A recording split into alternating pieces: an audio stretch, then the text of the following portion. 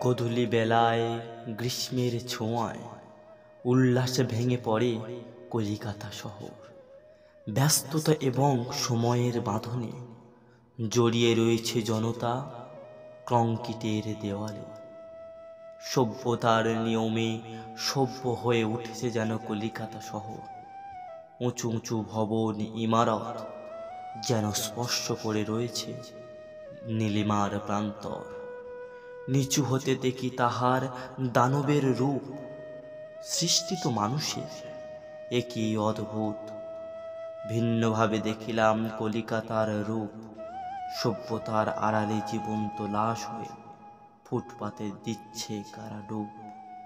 নিঝুম রাতে কলিকাতা সুস্বপ্নময় জনতার মাঝে চিৎকার ওঠে রাজপথে ক্ষুধার্ত মানুষের জল ভরা চোখে।